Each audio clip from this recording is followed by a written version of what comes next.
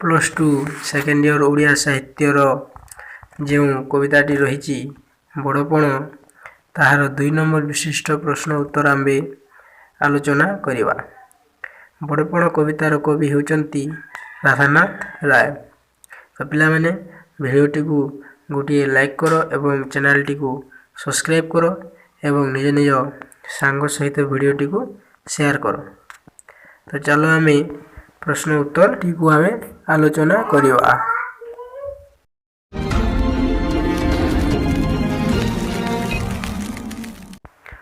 ସଂକ୍ଷିପ୍ତ ଉତ୍ତରମୂଳକ ପ୍ରଶ୍ନ ଆମକୁ 2ଟି ବାକ୍ୟରେ ଲେଖିବାକୁ ହେବ ଏବଂ ପ୍ରଶ୍ନର ମୂଲ୍ୟ 2 ନମ୍ବର। ଲେଖା ଓ ଲେଖକ ସୂଚନା ପାଇଁ 1 ନମ୍ବର ଏବଂ ଉତ୍ତର ପାଇଁ 1 ନମ୍ବର ରହିବ। ତ ଆମେ ପ୍ରତ୍ୟେକ ପ୍ରଶ୍ନରେ ଲେଖା ଏବଂ ଲେଖକଙ୍କ ସୂଚନା ଦେବା ଆବଶ୍ୟକ। ତ ଚାଲ ଆମେ ପ୍ରଥମ ପ୍ରଶ୍ନ ଦେଖିବା। କବି ରାଧାନାଥ କେଉଁମାନଙ୍କୁ କେଶରୀ ଓରସି ଶ୍ୱାନ ବୋଲି କହିଛନ୍ତି? କବି ରାଧାନାଥ କେଉଁମାନଙ୍କୁ କେଶରୀ ଓରସି ଶ୍ୱାନ ବୋଲି କହିଛନ୍ତି? କବିତା ବଡ଼ପଣ, କବି ରାଧାନାଥ ରାୟ। ଆୟୋଜିତ ଦରବାରରେ ଉପାଧି ଲାଲସାରେ ବହୁ ରାଜାମାନେ ଯୋଗ ଦେଇଥିଲେ। ସେହିମାନଙ୍କୁ କବି ରାଧାନାଥ କେଶରୀ ଓରସି ଶ୍ୱାନ ବୋଲି କହିଛନ୍ତି। ପୂର୍ବପୁରୁଷର ବିଶାଳ ପ୍ରତିଷ୍ଠାକୁ କବିଙ୍କ ସମୟର ରାଜାମାନେ କିପରି ନଷ୍ଟ କରିଥିଲେ? ପୂର୍ବପୁରୁଷର ବିଶାଳ ପ୍ରତିଷ୍ଠାକୁ କବିଙ୍କ ସମୟର ରାଜାମାନେ କିପରି ନଷ୍ଟ କରିଥିଲେ? କବିତା ବଡ଼ପଣ, କବି ରାଧାନାଥ ରାୟ। ଉତ୍କଳର ପୂର୍ବପୁରୁଷର ବିଶାଳ ପ୍ରତିଷ୍ଠା ଥିଲା। ସେହି ପ୍ରତିଷ୍ଠାକୁ କବିଙ୍କ ସମୟର ରାଜାମାନେ ବିକି ଭାଙ୍ଗି ଖାଇ ନଷ୍ଟ କରିଥିଲେ। ପରବର୍ତ୍ତୀ ପ୍ରଶ୍ନ। ବହ୍ନିଶିଖା ପରି ସଦା ଊର୍ଦ୍ଧ୍ୱଗାମୀ କାହା ଉଦ୍ଦେଶ୍ୟରେ କୁହାଯାଇଛି? ବହ୍ନିଶିଖା ପରି ସଦା ଊର୍ଦ୍ଧ୍ୱଗାମୀ କାହା ଉଦ୍ଦେଶ୍ୟରେ କୁହାଯାଇଅଛି? କବିତା ବଡ଼ପଣ, କବି ରାଧାନାଥ ରାୟ। ବହ୍ନିଶିଖା ପରି ସଦା ଊର୍ଦ୍ଧ୍ୱଗାମୀ ବୋଲି ଅତୀତ ଉତ୍କଳର ରାଜାମାନେ ବହ୍ନିଶିଖା ପରି ସଦା ଊର୍ଦ୍ଧ୍ୱଗାମୀ ବୋଲି କୁହାଯାଇଅଛି। ଅତୀତ ଉତ୍କଳର ରାଜାମାନଙ୍କୁ ବହ୍ନିଶିଖା ପରି ସଦା ଊର୍ଦ୍ଧ୍ୱଗାମୀ ବୋଲି କୁହାଯାଇଛି। ପରବର୍ତ୍ତୀ ପ୍ରଶ୍ନ। ପ୍ରାଚୀନ ଓଡ଼ିଶାର ରାଜାମାନେ କିପରି ଉଦାର ଥିଲେ? ପ୍ରାଚୀନ ଓଡ଼ିଶାର ରାଜାମାନେ କିପରି ଉଦାର ଥିଲେ? କବିତା ବଡ଼ପଣ, କବି ରାଧାନାଥ ରାୟ। ପ୍ରାଚୀନ ଓଡ଼ିଶାର ରାଜାମାନେ ପରମ ଉଦାର ଥିଲେ। ସେମାନେ ସମଗ୍ର ରାଜ୍ୟକୁ ଏକ ପରିବାର ମଣୁଥିଲେ। ପରବର୍ତ୍ତୀ ପ୍ରଶ୍ନ। ରାଜା ଓ ପ୍ରଜାମାନଙ୍କ ମଧ୍ୟରେ ପ୍ରାଚୀନ ସମ୍ପର୍କ କିପରି ଥିଲା? କବିତା ବଡ଼ପଣ, କବି ରାଧାନାଥ ରାୟ। ରାଜା ଓ ପ୍ରଜାଙ୍କ ମଧ୍ୟରେ ପ୍ରାଚୀନ ସମ୍ପର୍କ ଥିଲା ଅତ୍ୟନ୍ତ ସୁଧାର ଓ ସ୍ନେହପୂର୍ଣ୍ଣ। ରାଜାମାନେ ପ୍ରଜାମାନଙ୍କୁ ବାତ୍ସଲ୍ୟ ସ୍ନେହରେ ଦେଖୁଥିଲେ। ପରବର୍ତ୍ତୀ ପ୍ରଶ୍ନ। କାହା କାହାର ସମ୍ପର୍କକୁ ବାଜ ଓ ପାରାର ସମ୍ପର୍କ ବୋଲି କୁହାଯାଇଛି? କାହା କାହାର ସମ୍ପର୍କକୁ ବାଜ ଓ ପାରାର ସମ୍ପର୍କ ବୋଲି କୁହାଯାଇଅଛି? କବିତା ବଡ଼ପଣ, କବି ରାଧାନାଥ ରାୟ। ରାଜା ଓ ପ୍ରଜାଙ୍କ ସମ୍ପର୍କକୁ ବାଜ ଓ ପାରାର ସମ୍ପର୍କ ବୋଲି କୁହାଯାଇଅଛି। ଏହା ରାଜା ପ୍ରଜାଙ୍କ ସମ୍ପର୍କର ବିରୋଧରେ ସୂଚନା ଦିଏ। ପରବର୍ତ୍ତୀ ପ୍ରଶ୍ନ। ପ୍ରଜାଙ୍କ ଶର୍ମାଜିତ ଗ୍ରାସ କିଏ କାଢ଼ି ନେଇଛି? ପ୍ରଜାଙ୍କ ଶର୍ମାଜିତ ଗ୍ରାସ କିଏ କାଢ଼ି ନେଇଛି? କବିତା ବଡ଼ପଣ, କବି ରାଧାନାଥ ରାୟ। ତତ୍କାଳୀନ ରାଜା, ମହାରାଜା ଓ ଶୋଷକ ସାମନ୍ତମାନେ ଭୋଗବାଦୀ ଥିଲେ। ସେମାନେ ପ୍ରଜା ମୁଖରୁ ତାଙ୍କ ଶର୍ମାଜିତ ଗ୍ରାସ କାଢ଼ି ନେଲେ। ପରବର୍ତ୍ତୀ ପ୍ରଶ୍ନ। ନିର୍ମମ ବିଦେଶୀ ନୀତି କ'ଣ? ନିର୍ମମ ବିଦେଶୀ ନୀତି କ'ଣ? କବିତା ବଡ଼ପଣ, କବି ରାଧାନାଥ ରାୟ। ନିର୍ମମ ବିଦେଶୀ ନୀତି ହେଉଛି ସର୍ବଶୋଷୀ ନୀତି। ପ୍ରଜାମାନଙ୍କୁ କେବଳ ଶୋଷଣ କରିବା ଏହାର ମୂଳ ଲକ୍ଷ୍ୟ। ପରବର୍ତ୍ତୀ ପ୍ରଶ୍ନ, ଦେଶୀ ରାଜାମାନେ କିପରି ବିଦେଶୀ ନୀତି ଆପଣାଇଥିଲେ? କବିତା ବଡ଼ପଣ, କବି ରାଧାନାଥ ରାୟ। ଦେଶୀ ରାଜାମାନେ ସର୍ବଶୋଷୀ ବିଦେଶୀ ନୀତି ଆପଣାଇଥିଲେ।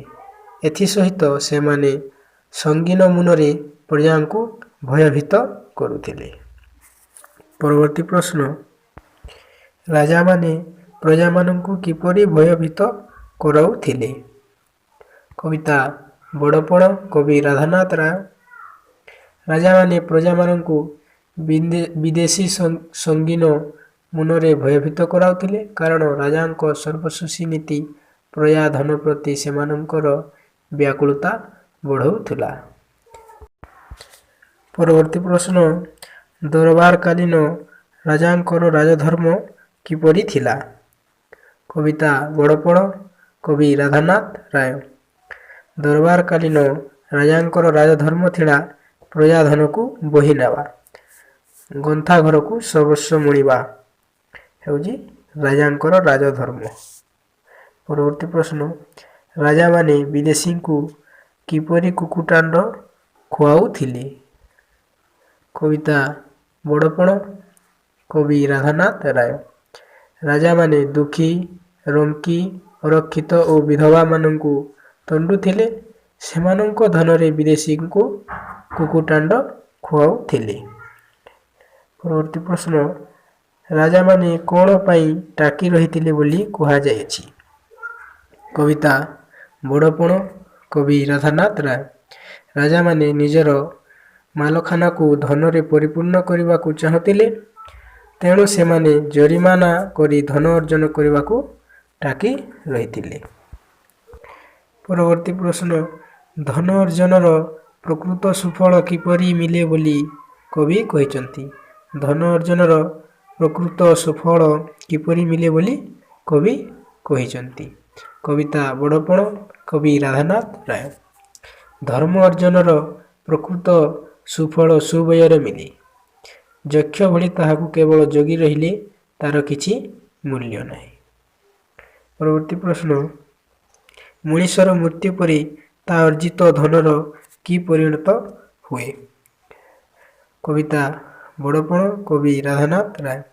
ମଣିଷର ମୃତ୍ୟୁ ପରେ ତା ଅର୍ଜିତ ଧନ ପଡ଼ି ରହେ, ସେ ମୃତ୍ୟୁ ବେଳେ ଶୂନ୍ୟ ହାତରେ ଯାଏ। ପରବର୍ତ୍ତୀ ପ୍ରଶ୍ନ, ବିଶ୍ୱବିଜୟୀ ଆଲେକଜାଣ୍ଡାର କାହିଁକି ଅଶ୍ରୁ ସିକ୍ତଗଣ୍ଡ କରିଥିଲେ? କବିତା ବଡ଼ପଣ, କବି ରାଧାନାଥ ରାୟ। ବିଶ୍ୱବିଜୟୀ ଆଲେକଜାଣ୍ଡାର ସମଗ୍ର ପୃଥିବୀକୁ ଜୟ କରି ମଧ୍ୟ ତାଙ୍କର ଦିଗ୍ବିଜୟୀ ଲାଲସା ମେଣ୍ଟି ନଥିଲା। ତାଙ୍କ ପାଇଁ ଜୟ କରିବାକୁ ଆଉ ବିଶ୍ୱରେ କୌଣସି ସ୍ଥାନ ନଥିବାରୁ ସେ ଅଶ୍ରୁସିକ୍ତ ଗଣ୍ଡ କରିଥିଲେ। ପରବର୍ତ୍ତୀ ପ୍ରଶ୍ନ, ଆସିଥିଲି ଫେରିଗଲି ଶୂନ୍ୟ ହସ୍ତେ କିଏ କେତେବେଳେ କହିଥିଲେ? ଆସିଥିଲି ଫେରିଗଲି ଶୂନ୍ୟ ହସ୍ତେ କିଏ କେତେବେଳେ କହିଥିଲେ?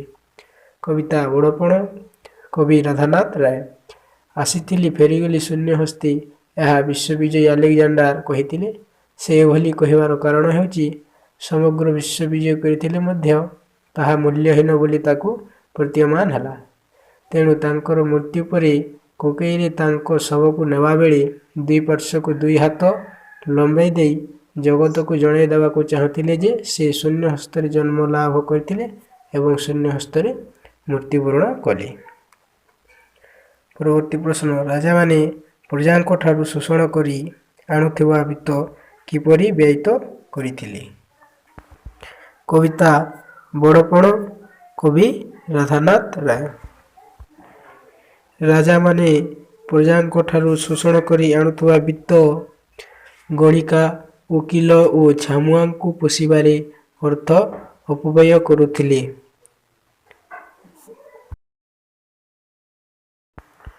ପରବର୍ତ୍ତୀ ପ୍ରଶ୍ନ, କବି କାହିଁକି କାଳକୁ ନିଷ୍ଠୁର ଓ ଅବିଶ୍ୱାସୀ ବୋଲି କହିଛନ୍ତି? କବିତା ବଡ଼ପଣ, କବି ରାଧାନାଥ ରାୟ। କାଳକୁ କେବେ ହେଲେ ବିଶ୍ୱାସ ନାହିଁ। ସେ ବେଳ ଅବେଳ ନ ମାନି ଆଚମ୍ବିତ ଭାବରେ ଆସି ପହଞ୍ଚିଯାଏ ଏବଂ ମୃତ୍ୟୁ ପରକୁ ଟାଣି ନିଏ। ତାର କାହାରି ପ୍ରତି ମନରେ ଦୟାମାୟା ନଥାଏ। ସେ ମଧ୍ୟ ବୟସର ତାରତମ୍ୟ ଦେଖେ ନାହିଁ। ତାକୁ ଯିଏ ଦୂରବର୍ତ୍ତୀ ବୋଲି ମନେ କରୁଥାଏ ସେ ତାହାର ପଛରେ ଲୁଚି ବସେ। ପରବର୍ତ୍ତୀ ପ୍ରଶ୍ନ, ମାୟା ବଢ଼ିଲେ କ'ଣ ହୁଏ? କବିତା ବଡ଼ପଣ, କବି ରାଧାନାଥ ରାୟ।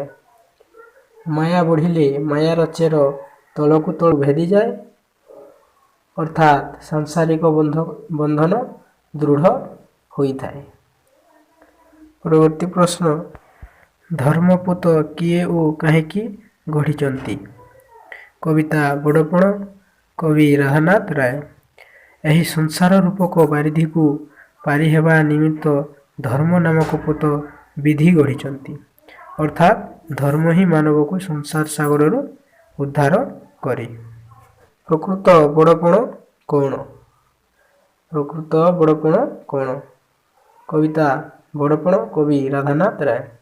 ପ୍ରକୃତ ବଡ଼ପଣ ହେଉଛି ଧର୍ମ ଯାହାକୁ କି କାଳ କବଳିତ କରିପାରେ ନାହିଁ ଓ ସେ ଦିଲୋକ ସାଧିନୀ ହୋଇଥାଏ। ପରବର୍ତ୍ତୀ ପ୍ରଶ୍ନ, ଉଚ୍ଚ ହୋଇ ଲୋଭ ଉଚ୍ଚତର ଗତି କିଏ କାହାକୁ କହିଛି? ଉଚ୍ଚ ହୋଇ ଲୋଭ ଉଚ୍ଚତର ଗତି କିଏ କାହାକୁ କହିଛି? କବିତା ବଡ଼ପଣ, କବି ରାଧାନାଥ ରାୟ। ଉଚ୍ଚ ହୋଇ ଲୋଭ ଉଚ୍ଚତର ଗତି, ଏହା କବିବର ରାଧାନାଥ ରାୟ ଦରବାରକୁ ଆସିଥିବା ରାଜା ଓ ଜମିଦାରମାନଙ୍କୁ କହିଛନ୍ତି। ସେମାନଙ୍କର ପଦବୀ ଓ ଉପାଧି ମୋହ ସେମାନଙ୍କୁ ହୀନଚାରି କରିଥିବାରୁ କବି ଏହା କହିଛନ୍ତି। ଏଇଠି ଶେଷ ହେଉଛି ତୁମର 23ଟି 2 ନମ୍ବର ବିଶିଷ୍ଟ ପ୍ରଶ୍ନ ଉତ୍ତର। ପିଲାମାନେ, ତ ଭିଡ଼ିଓଟିକୁ ଆରମ୍ଭରୁ ଶେଷ ପର୍ଯ୍ୟନ୍ତ ଦେଖିଥିବାରୁ ଧନ୍ୟବାଦ।